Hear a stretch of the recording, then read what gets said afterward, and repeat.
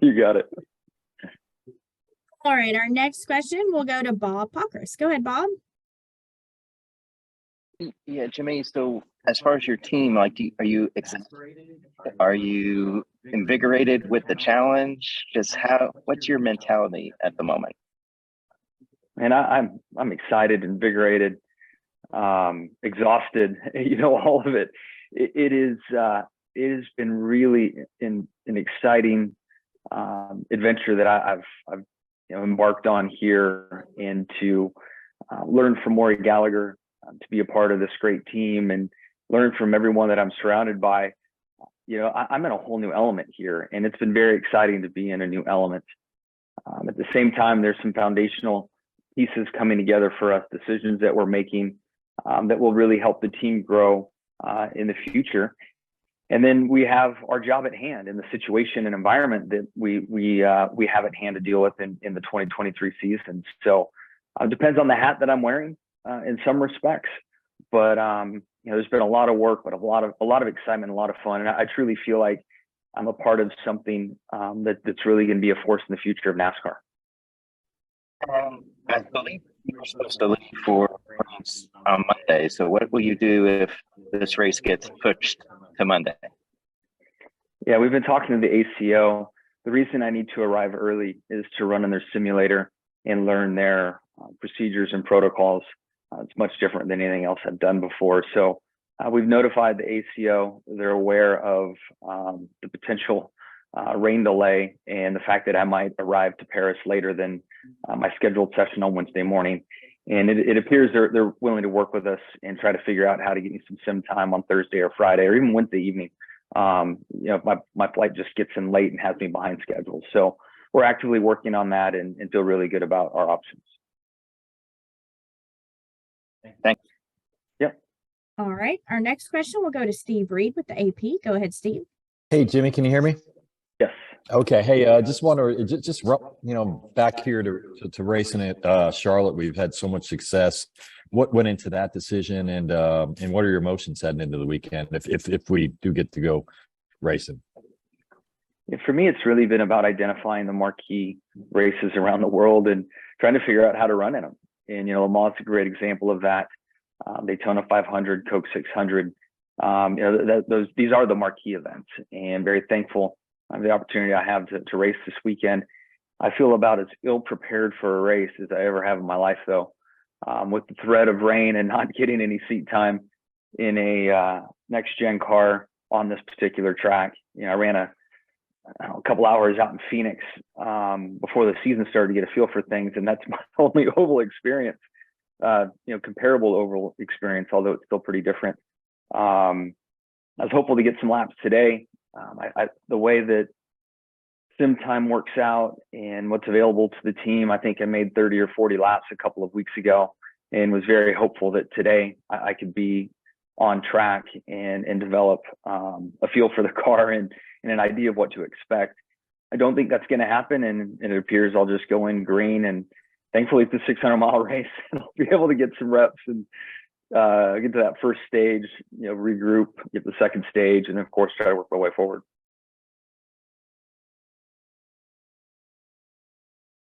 All right, we'll continue with questions. We'll go to Lee Spencer. Go ahead, Lee. Thank you, and thank you for joining us, Jimmie. Wanted to know how the dynamic has changed with Chevrolet since the announcement that Legacy will be going to Toyota. Yeah, we've had a lot of conversations, and on both sides, working very hard to close out 23 as strong as we can. We have a relationship with Chevrolet, and then also a relationship with Richard Childress Racing, and Legacy Motor Club and those other two entities.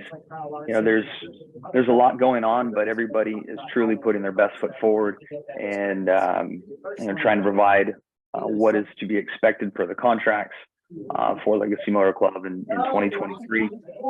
But it's not ideal by any means, but we really felt like it would be important to announce early. Rumors were starting to circulate about our involvement, our potential involvement with Toyota in the future. And, the way that Maury likes to handle things, as do myself, let's just pull the cover off this and address things head on. And then that's what we've really done. And I'm very proud of our group and also everyone at RCR and Chevrolet. And am I correct that Joe Gibbs Racing provides your pit crews, or you have some sort of agreement with JGR for your pit crews?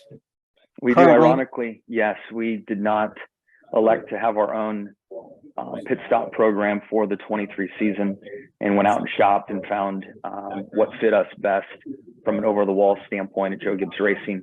I guess that decision was probably made really before my time last year, even coming on board. So that was a decision made towards the end of 22 that, now as it turns out, we'll essentially be in the same camp next year.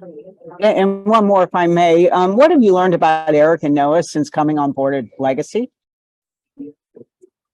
I think Eric continues to show me just how good he is. He's been in some challenging circumstances this year and keeps his head on, focuses and executes and gets the job done. I've really been impressed with, his ability to stay calm and execute and just how good he is. With Noah, from afar watching him, I wasn't sure how serious he kind of took his job in this sport. I knew that he was fast. I knew that he liked to have fun.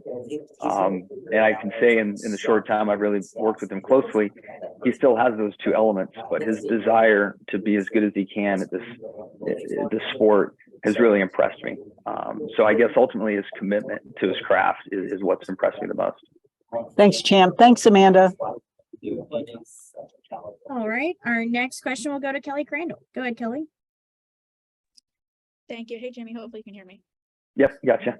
So you were talking a minute ago about being ill-prepared for this race. I'm curious, after 2 years away and you come back and it's a new car, and again, just the time away, when you come back and run these races, the few that you've done so far, do you feel like Jimmie Johnson, the 7-time champion, or do you feel like you're a rookie again and you're way behind everybody else? Well, Daytona was nice, where we had a bit of practice and had a qualifying race to work through and feel things out. So I got into the rhythm. I started to feel much like myself. The package 4-plate racing, even with the Gen 6 car versus the next gen car, pretty darn close. I mean, they're a lot's the same. So that wasn't all that different. I rolled into COTA thinking, all right, it's going to be like Daytona. And I was sorely mistaken for that. These cars really do drive much differently. The mechanical grip level versus the aero grip is much different. The shocks and the way the internal bump stops work, in addition to the external bump stops on the car, none of that was taking place when I was in the car last. And man, the car drives so much different as a result. So I am really underprepared or ill-prepared for this weekend's race. It is sad to me that in today's world, we can't go test to get ready for a race. Then a qualifying session, practice session rains out, get 0 track time. You have to depend on a simulator. We're very low on the totem pole with resources and sim time. And, I get 30 laps of sim time to get ready for a race. So, again, it's a 600-mile race. I'll make the best of it. But just logically, as I think through how big our sport is, how big this race is, how big the opportunity is, it's crazy that I can't get properly prepared for this race. And then you've spoken before about you're trying to do races that are either at tracks you enjoy or bucket list items. So is there a balance between your competitive nature and also just trying to have fun and maybe learn something to help the organization? Yeah, I really do find that I'm thinking more about what's best for the company than what's best for me as the racer, especially coming back to NASCAR. My last 2 years in IndyCar and sports cars, I was much more selfish and much more in that traditional headspace as a driver and ultimate speed, ultimate fun. How can I do, all those aspects? Where now, when we take the 84 car to the track, is it hurting our program or is it helping the program? And if so, in which ways? When you think about crew personnel and inventory of parts and pieces, that's one conversation. Notoriety, popularity, sponsorship dollars, all those other aspects are another conversation. So, we're always weighing the pros and cons out. And here before long, we'll start thinking about 24 and what races make sense for me. And then I honestly feel like getting through this weekend is going to help be a big step in me deciding. We chose a lot of road course races for me in 23, trying to help Legacy Motor Club get better on road courses.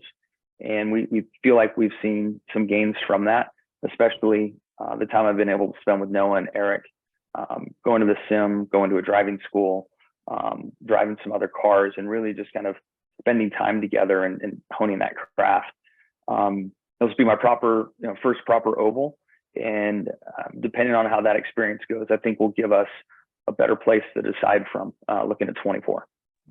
And then real quick, I just want to ask, how different is that to be thinking again, big picture, than your competitiveness of, again, when you were here for so long, it was all about winning races and winning championships. Yeah, it's different. I'm evolving mentally, maybe a little quicker than I give myself credit for or would have thought of. I guess I'm probably 6 months in a sense into this new role. And in 6 months time, I've been able to really transition into this, the thought process that I'm in now versus that selfish driver. Thanks, Jimmie. Yep. All right, our next question will go to Reed Spencer. Go ahead, Reed. Yeah, hi, Jimmie. There we go. Now that Le Mans is just right around the corner, are you starting to get any butterflies yet? Yeah, I'm excited. I was busy packing my suitcases before we jumped on this call, so it's feeling very real. It's here. I'm very excited for the opportunity. I honestly don't know what to expect. I know once I get to the racetrack and pick up the energy and the vibe of a race weekend, the butterflies will kick in. But right now, it's just great excitement and curiosity of what's ahead. Great. Thanks very much. Thank you. All right, next question, Greg Engel with Forbes. Go ahead, Greg. Hey, I hope you can hear me. I'm kind of a fly on the fly there. Gotcha. You talk about, we ask you about how's Eric doing and how's Noah doing and things. What's it like to be you at this point, to be a mentor to somebody and to impart your knowledge onto other drivers and other, members of NASCAR? Like, people mentored you when you first came in. What's that like? Is it kind of surreal, or? Yeah, it is surreal, but it's hard for me right now. I don't have a lot of time in the next gen cars, so I don't know how relatable my advice is, and I've been careful to overdo it, and I've kind of spoken to Eric and Noah around more of the track and what I saw the track, how I'd see the track evolve, the way I would attack certain corners, and of course, preface with like, hey, I don't have a lot of time in these cars, but this is what I look for. These were the trends that helped me at these particular tracks. And then, not only at track, but away from track, and knowing what their loads, what their roles and responsibilities are, what their workload is during the course of a week, and trying to offer,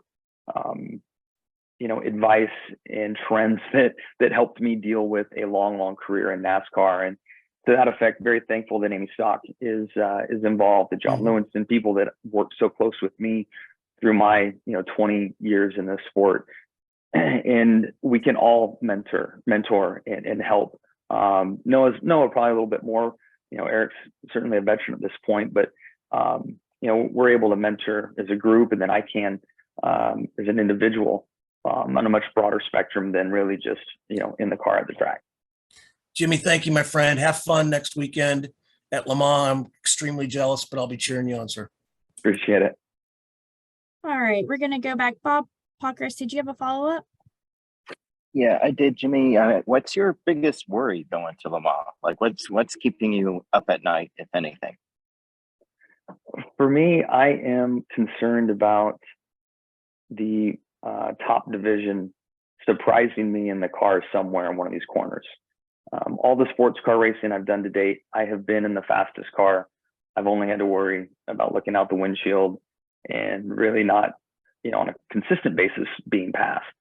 In the GT category, plus, you look at us in our Garage 56 category, our car is going to create a lot of its lap time on the straightaways. We lack in the corners. So I'm nervous about traffic in general. I'm nervous about one of these prototypes going up unexpected as I'm committing to a corner and I'm not sure they're going to be there and they shoot for a gap that's closing. So, my fears really are about awareness of mirrors and getting a true understanding of where we're vulnerable, how quickly these cars approach. Then you have the night elements. And from what I understand, the prototype headlights are so bright, and really all the cars have such bright lights because there's very little track light that you don't have a great sense of depth when a car is approaching you because their lights are so bright. So it's kind of all in that traffic phase, certainly at night in traffic. And I'm eager to get there and get a sense of, and then they have some night running. And within that, I can get a much better idea as well, and work through that. And I know it's still a couple of weeks away, but do you have any sense of like, are you looking forward to it? Like where does it compare to going into the Daytona 500, the Indy 500, going into like trying to win a 7th title? Like, do you have any sense of where it sits? It feels really special. I mean, my thoughts really have been on this weekend. We've got a 600-mile race here in Charlotte and Club Wyndham on board, and extremely excited about that relationship and hopeful to have a good running. Run a top 10, top 15 would be an awesome goal for us in the 600. And so I've largely been focused there. There's this great excitement in the back of my mind, and I know that I'm going to jump on a plane Monday or Tuesday and fly across the pond and get into it. But it's just really exciting, but so many unknowns. So it's hard to really quantify what I'm going to go embark on.